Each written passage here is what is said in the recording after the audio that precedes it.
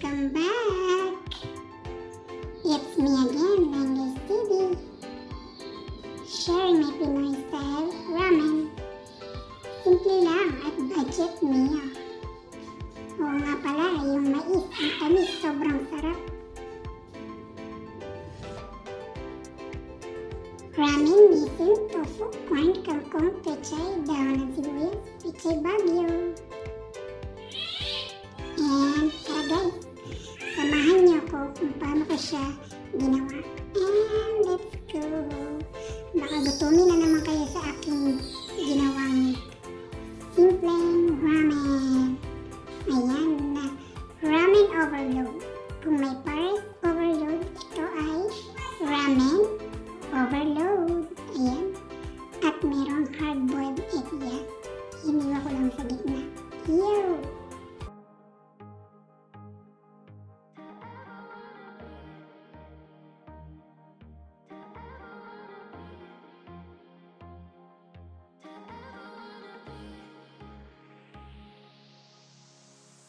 Nothing seems right, 'cause when you're born I lose my sight. It's harder at night, the curtain's drawn, can't show my eyes. And yes, andito naman tayo ulit sa yugto ng aming pagluluto. Charot. Ayan, ito ang aming hapunan. Dahil ang aking partner is may hangover pa. Charot. Kaya mas pinili ko na mainit na sabaw at kumakagat at sinasampal-sampal ka. Alam niyo ba yun? Kasi masarap humigop ng sabaw kapag ka may kasamang anghang. Ayan, pinakita ko nga siya kaso hindi rin nakita. So, sorry na lang, Misen Ramen. Ayan, sobrang anghang po niyang Misen Ramen na yan. Yan din yung madalas talaga namin kainin. Tapos, sa mga bata, syempre, separate yung kanila kasi ayaw nila na maanghang. So, kaya ito ay para sa amin lang. At saka, syempre, maulan ngayon. Masarap humigop ng sabaw. Hindi lang yun. Ito, ang special ramen na aking ginawa for today's video. Tapos, samahan niyo ako gumawa. At ito na nga, pinakuluan ko na yung noodles. Pero guys, kanina, nung magpakulo ako sa mga gulay-gulay, is yung pinagkuluan ng mais. Nilagyan ko kasi ng mais itong ating special ramen overload. So, di ba, napakasimple lang. Pumili ka lang ng noodles dyan, lagyan mo ng laman para hindi naman na basta noodles lang ang hinahain natin sa lamesa. At magano lang naman yung tofu, di ba? Ayan ang pagkain ng aking mga bolinggis. Isang hard-boiled egg, mais, at saka yung pasta lang ng noodles, yung kanila. At isang plain rice. Ayan ang kanilang pagkain. Dalawa yan. So, sinerve ko na yung pagkain nila. And sa amin naman. Ito, niready ko na nga. Ayan yung pasta ng Misen Ramen. Nilagay ko na dyan. So, syempre, tansyahin lang natin. Yung sakto lang sa pagkain ng bawat isa. Walang labis, walang kulang, at mabubusog ang bawat isa. Charot, kala mo talaga totoo no? Ayan, nilagyan ko yan ng tofu. So, isang bar lang ng tofu yung nilagay ko dyan. At hiniwa ko na lang siya ng square-square para dumami. O, diba? Wow, charot. Ayan, at ito yung mais na native. Mais na tanim lang yan dito sa Cavite, 13 Martires. Ayun, nag-promote pa nga no? Ang mura kasi ng ano niya, ng kilo. Kaya nung madaanan namin sa kalsada is bumili na rin talaga ako. At ito naman ang pechay. At bagyo pechay. Itong bagyo pechay is yung natira ko lang yan sa rep. Kaya sinama ko na yan dyan kasi sayang naman. Kailangan natin lagi na may gulay sa ating mga kinakain. Diba? Ayan, at ang dahon ng sibuyas. So, ayan lang yung aking mga lahok na gulay, kangkong, pechay, at bagyo pechay. Itong kangkong, masarap nito kasi sa ibang bansa. Halos spinach yung madalas nilang kainin, di ba? Ayan, at nilalagyan ko na ng sabaw kasi masarap ang maraming sabaw at masarap siya kainin habang mainit pa kesa sa malamig na. So pagkalagay ko ng sabaw ay hiniwa ko muna yung itlog at bago ko ilagay dyan. Kasi para na rin may plating. Sabay ganun yun. Kahit napakasimple lang ng ulam, pero kung gagawin mong special, magiging masarap at gaganahan kang kumain. Ayan, katulad yan guys. So, diba, para ka nang nasa restaurant ng mga ramen house. Pag ganyan ang hinain mo sa inyong lamesa. I-try nyo guys. Simple lang at napakasarap na masustansya. Hindi lang dahil sa bumili ka ng Lucky Me noodles, parang ganon, diba? Lagyan mo rin ng twist at bawal, syempre hindi naman sa laging kumakain ka niyan, lagyan mo na rin ng pang upside down na pwedeng may ilabas mo rin kinabukasan. Lagyan mo ng mga gulay-gulay para hindi naman ganon kasama sa sikmura ang kinain mo.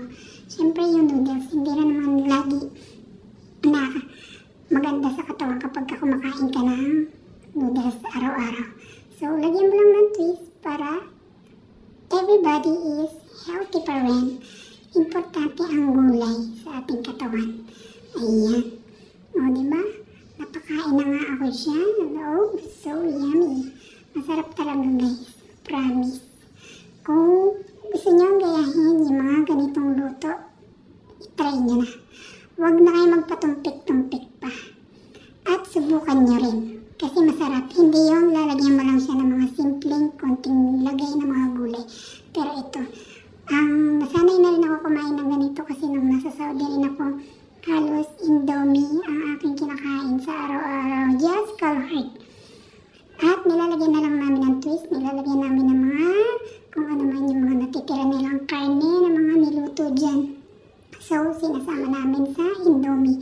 Kaya, naisip ko rin dito, nandito na ako sa Pilipinas is, gano'n na lang din gawin sa ating noodles. Kasi kasagaran sa atin, pag magluto ka ng noodles, ayan, noodles lang, lagyan mo ng scramble egg, o kaya lagyan mo ng nilagang itlog. So, gano'n na lang yan, di ba? So, sa kanila, kaya mahilig sila sa mga noodles. And meron talagang partner na mga gulay-gulay. At, syempre, hindi lang yan. Para na rin sa ating mga healthy tummy. Diba? Ganun naman, lagi tayong kakain ng gulay guys. Para sa ating mga kalusugan. Ayun, lalo na kami. Syempre, hindi na tayo pabata, paganda ng paganda. So, habang tayo ay nagpapaganda, dagdagan na natin ng ganitong mga kemi-kemi, charot lang. Siyempre, bihira lang naman kami makakain ng ganitong style. So, binanggahan na natin. Hindi lang yun. Diba? Minsan lang naman, gawin na natin masustansya ang ating mga kinakain. At yun lang sa mga nandyan na laging mga nakikinig sa akin. So, maraming salamat sa inyo guys. At hindi ko na talaga maisa-isa pa ang mga tao dito sa amin sa bahay kubo. So, at yun po rin. At maraming salamat sa inyong mga supporta dyan. Ayan, lalo na sa aming founder na si Happy Mami. So, thank you so much for pagtitiyaga sa ating mga checker. Ayan, yun, maraming salamat sa ating mga supporta. So, syempre guys, wala naman na akong ibang masasabi. At kahit kanino man, mansulok ng mundo. At maraming salamat sa inyong mga supporta. Naway, magtagal tayo pagsasama at pagkakaisa sa ganitong ating mga buhay-buhay. So, yun lang. Sa ganitong mga paraan is nakikita rin natin yung mga bawat isa at na-share natin o naibabahagi natin kung ano man yung mga nagagawa natin sa mga buhay-buhay natin. Diba? So, hindi lang din naman sa kagustuhan natin na magkaroon ng mga ganitong mga content is isa na rin sa mga bagay na pakikipagkapwa-tao, pamilya, kaibigan, ayun, sa pagkakaisa. Kasi hindi naman natin talaga nabubuo ng isa lang o dalawa o lima ang ganitong pagsasama-sama. And hindi lang yun sa ating mga thoughts na laging mga ginagawa sa ating mga content. Isa na rin yun na pagbabahagi pag-share ng iyong buhay sa mundo ng YouTube at ganitong mga sistema. Yun lang guys, at wala na akong ibang masasabi, kundi maraming salamat sa patuloy na ating mga suportahan sa bawat isa at naway magsilago ang bawat isa at alam niyo naman kung ano lang din ang ating mga tinatahak sa mga ganitong bagay na pinagsusumikapan natin ay kundi ang kumita o sumweldo, lalo na yung mga tao at mga nanay na nasa bahay lang, no? Na pinipilit din natin na makapag-provide sa o makadagdag sa ating income, sa ating pamilya. So alam ko hindi lang ako at marami ako mga kamiyembro dito na iisa lang ang hangarin ng bawat isa.